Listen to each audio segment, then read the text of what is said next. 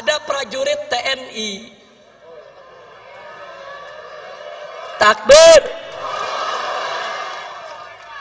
Waktu saya pulang, buat rekaman menyambut saya datang. Betul? Bagus gak? Ditangkep. Diborgol. Di penjara. Iya. Ada lonte hina Habib.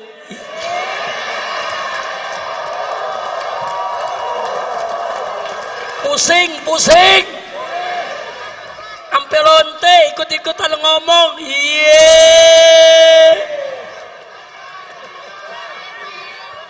Saudara, lanjut jangan.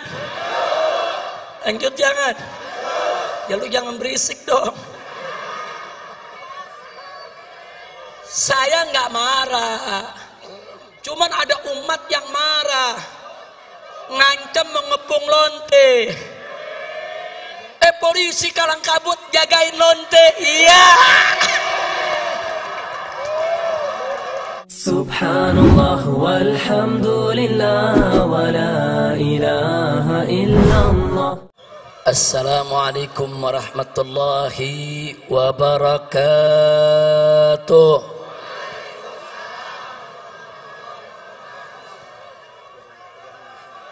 Bismillah walhamdulillah wassalatu wassalamu ala rasulillah wa ala alihi wa sahbihi wa mawalah. Ashhadu an la ilaha illallah wahdahu la syarika lah wa ashhadu anna sayyidana Muhammadan abduhu wa rasuluh la nabiyya ba'dah.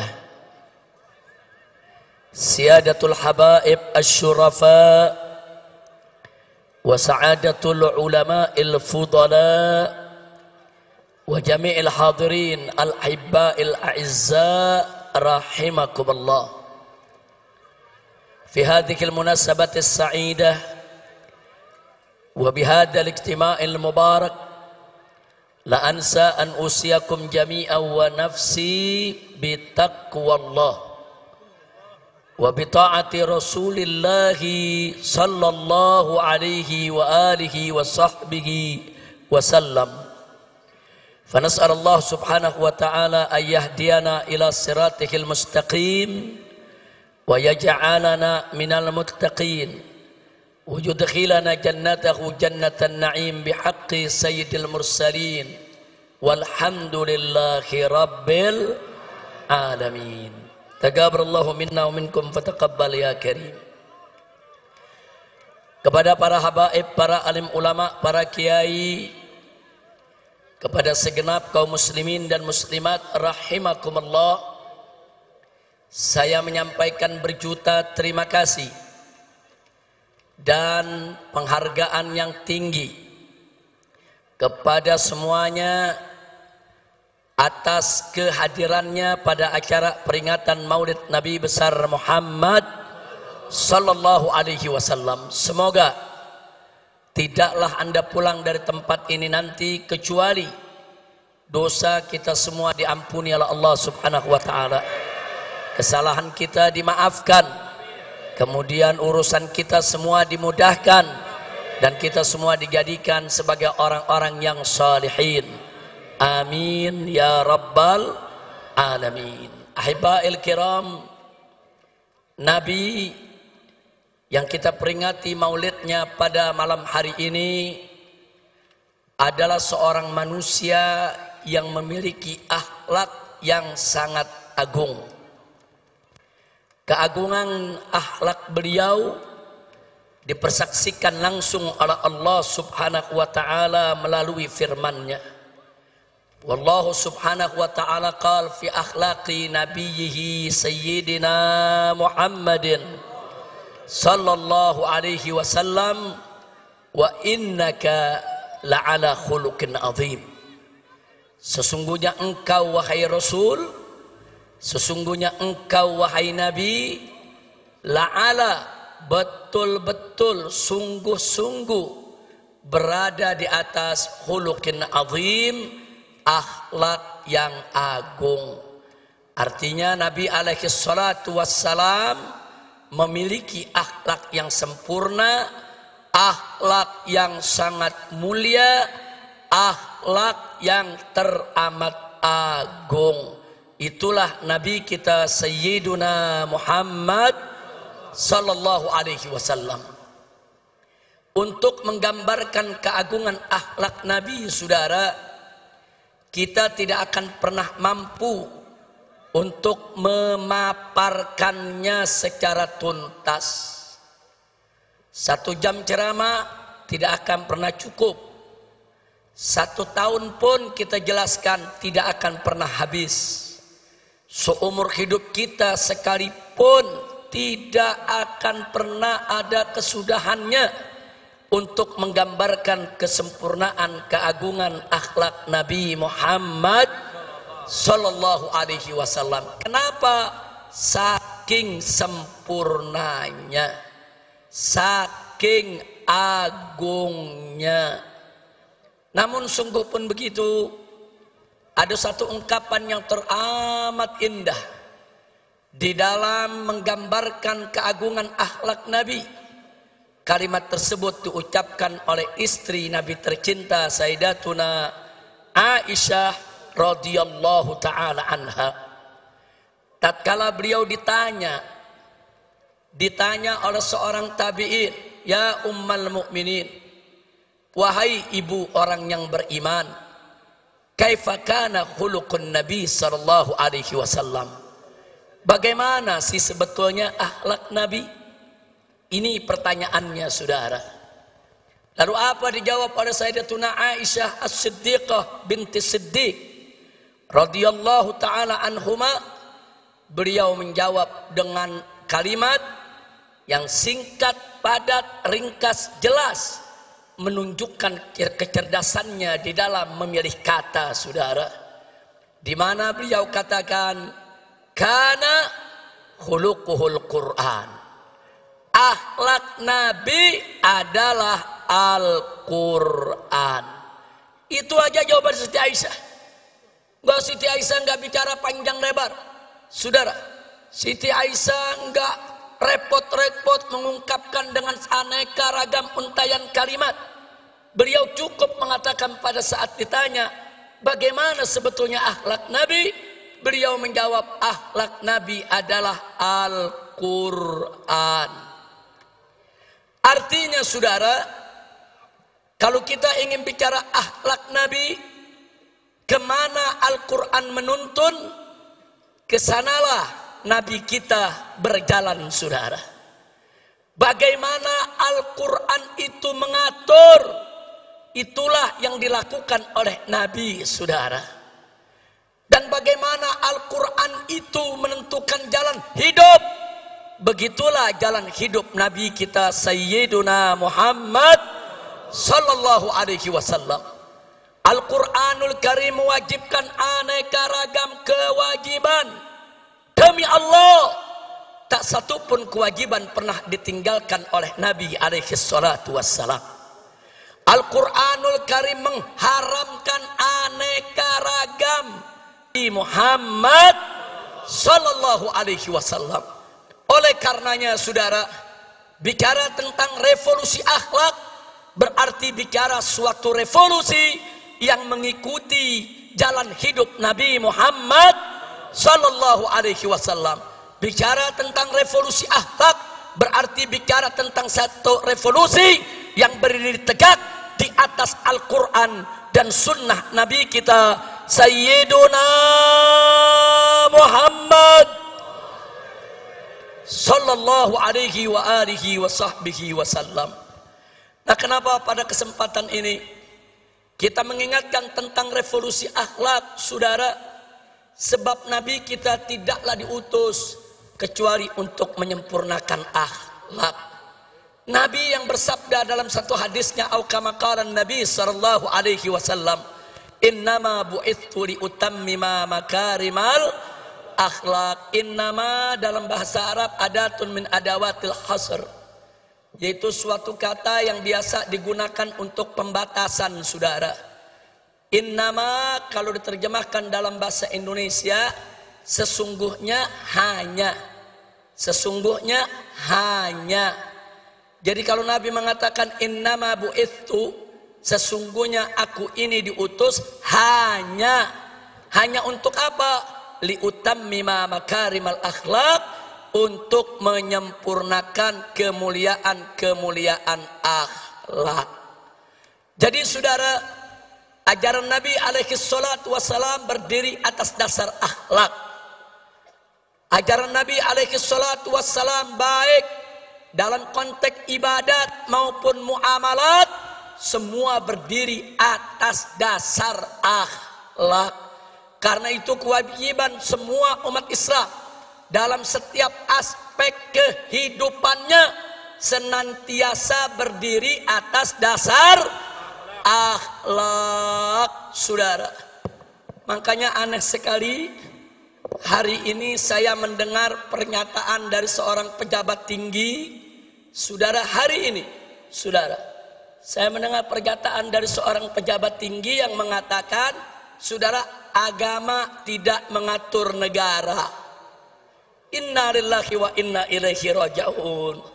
Saudara, orang yang berprinsip agama tidak mengatur negara, saudara, ini datang dari pemikiran liberal atau datang dari pemikiran ateis. Pemikiran liberal adalah mereka-mereka yang ingin membebaskan diri mereka dari ikatan agama.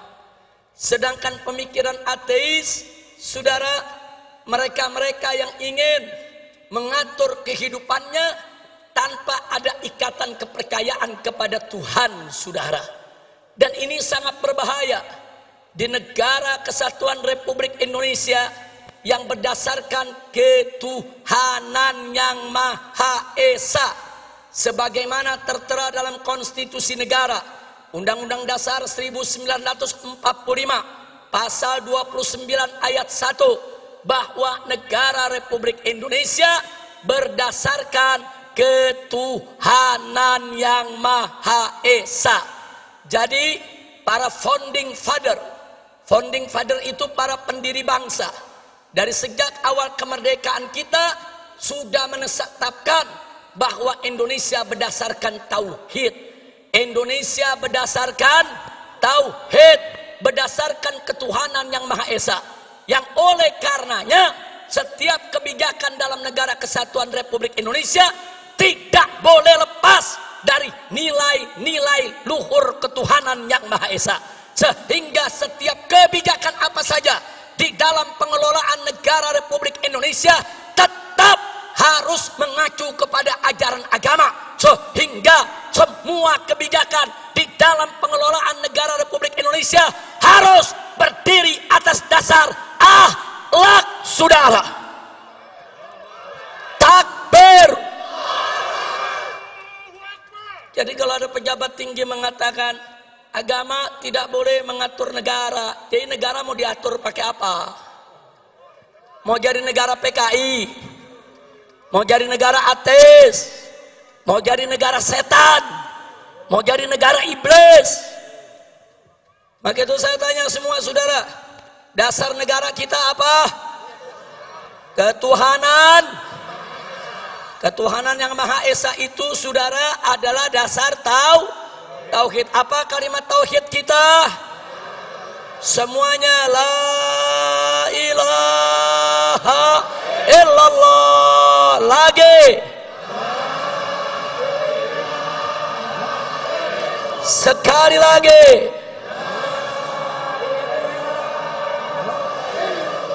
Takbir. Nah, jadi kita mau ingatkan dari mulai presiden dan para menterinya sampai pejabat yang di bawah, ingat, Indonesia adalah negara tauhid. Sekali lagi kita ingatkan kepada mereka, Indonesia adalah negara tauhid, negara berdasarkan ketuhanan yang Maha Esa, sesuai apa yang tertera dalam Undang-Undang Dasar 18 Agustus 1945 pasal 29 ayat 1 yang berbunyi negara Republik Indonesia berdasarkan ketuhanan yang Maha Esa. Jadi kalau kalian ingin menyingkirkan ajaran agama, ingin menyingkirkan aturan agama, ingin menyingkirkan ajaran Islam dari pengelolaan negara, berarti kalian ingin mengangkangi konstitusi, ingin menghancurkan negara ini, dan ingin menghancurkan dasar negara. Betul? Maka itu saya mau tanya, siap jaga ketuhanan yang Maha Esa? Siap jaga negara Republik Indonesia? Takbir! Jadi saya ingatkan kepada semua ya ikhwan, saya nggak peduli siapapun orangnya saudara, mau presiden, mau menteri, mau para jenderal TNI dan Polri, hati-hati kalian. Kalau kalian ingin menyingkirkan ajaran agama dalam pengelolaan negara Republik Indonesia, berarti kalian ingin melawan agama, kalian menantang agama. Demi Allah, kami tidak akan mundur walaupun selangkah, saudara. Takbir! Takbir! Takbir! Nah baiklah, jadi saya mau garis bawahi, ucapan agama tidak boleh ngatur negara, itu ucapan nggak punya akhlak, nggak punya akhlak. Betul? Betul? Pemimpin ngebohong melulu, punya akhlak gak? Punya akhlak gak? Nggak punya akhlak, nggak punya. Pemimpin ingkar janji melulu, punya akhlak gak? Punya akhlak gak? Punya akhlak gak? Habaib ulama dikriminalisasi hanya karena tidak sejalan dengan penguasa. Punya akhlak gak? Kriminalisasi ulama punya akhlak gak? Ayo jawab yang kompak, punya akhlak gak? Ulama dicaci maki, dihina-hina oleh buzzer, tapi buzzernya nggak ditangkap-tangkap. Punya akhlak gak? Punya akhlak gak? Punya akhlak gak?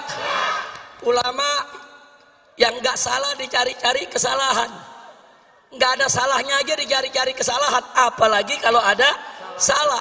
Saya mau tanya sekali lagi, nyari-nyari kesalahan ulama punya akhlak gak? Punya akhlak gak? Nah, saya mau tanya lagi, biar anda yang putusin semua saudara, supaya nanti anda tahu apa yang dimaksud revolusi akhlak.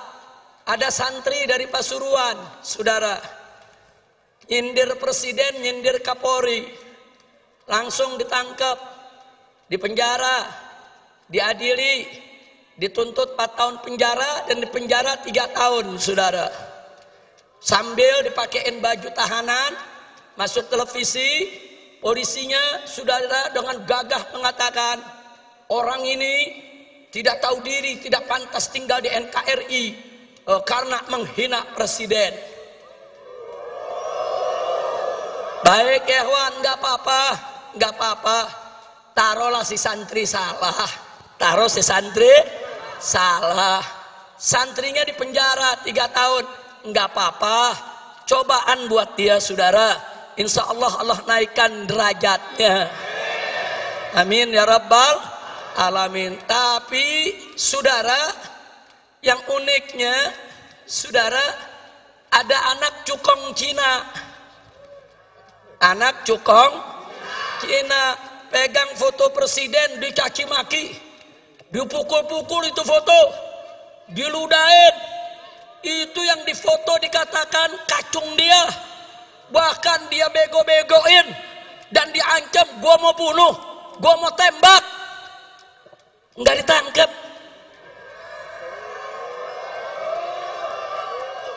Saya tanya, punya akhlak gak? Ini negara saudara yang mimpin. Coba lihat, giliran santri penjara 3 tahun, giliran anak cukong Cina dibebasin. Yeay. Saya jadi ingat Amiye lagi nih. Saya tanya, kacau gak? Kacau gak? Santri nyindir presiden penjara 3 tahun, anak cukong Cina hina presiden, ngancem bunuh presiden, dibebasin.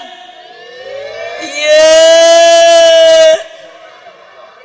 Ada akhlak gak? Ada akhlak gak? Ada akhlak gak? Nah yang begini wajib gak direvolusi? Wajib gak direvolusi? Wajib tidak direvolusi? Takbir.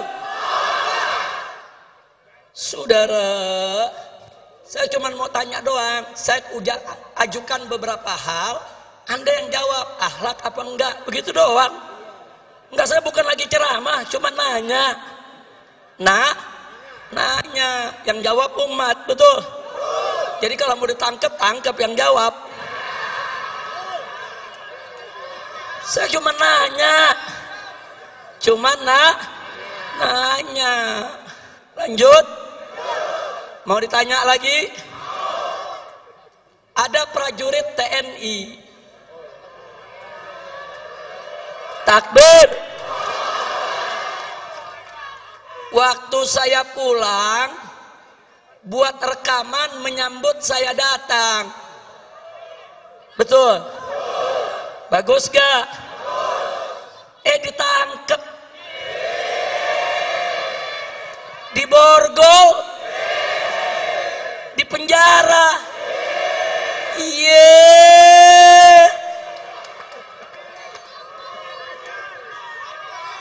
Baik, katanya melanggar disiplin militer. Iya. Katanya tidak sesuai Sabta Marga. Iya. Unyil. Saya kenapa di sini jadi inget unyil lagi ya? Udah lama lupa, Beb. Udah 3 tahun setengah nggak ceramah. Ingat unyil, ingat Lanjut. Perhatikan baik-baik. Seorang prajurit TNI menyambut kepulangan seorang Habib, diborgol, ditangkap, dipenjara. Yang menarik, cukong Cina lagi. Cukong Cina, saudara, digotong-gotong, dibopong-bopong sama prajurit-prajurit Brimob. Digotong-gotong. Ini Cina pakai nama Datuk Tahir. Jadi orang kalau dengar namanya kan nggak tahu dia Cina. Datuk Tahir dari Mayapada, saudara. Ini cukong Cina digotong-gotong, dibombong-bombong rame-rame oleh para prajurit Brimob. Nggak ada masalah, saudara.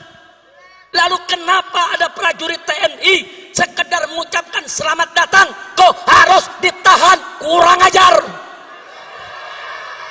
Betul? Betul? Maka itu saya mau tanya, itu yang begitu-begitu ada akhlak gak? Ada akhlak gak?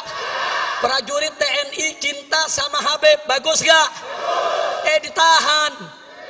Saya tanya, ada akhlak gak? Ada akhlak gak? Cukong Cina digotong-gotong sama prajurit Brimob, berakhlak tidak? Berakhlak tidak?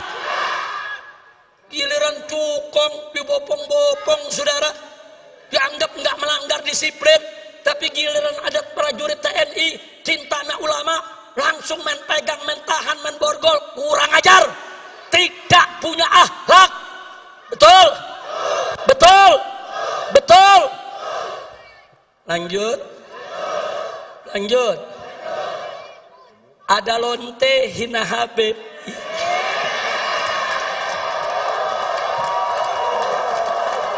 Pusing. Sampai lonte ikut-ikutan ngomong.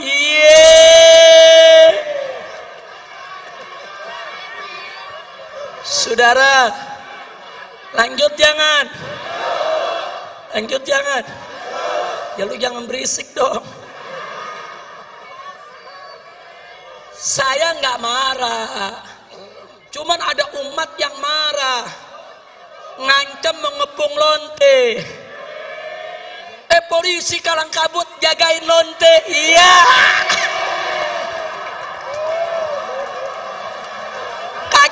Kacau. Lonte hina Habib dijaga polisi.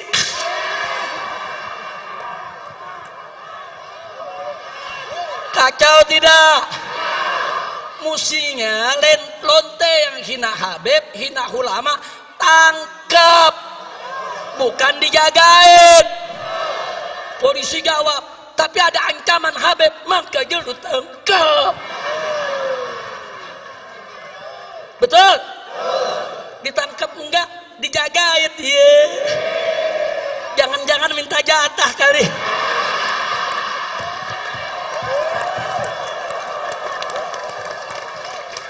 Kacau. Saya ngelihat begini sakit jadi baik. Mudah-mudahan gak sakit lagi dah. Amin. Udah dah, jangan diterusin dah. Udah biarin lonte, biar rame lonte aja dah ngomongnya. Kira-kira jelas gak? Lanjut.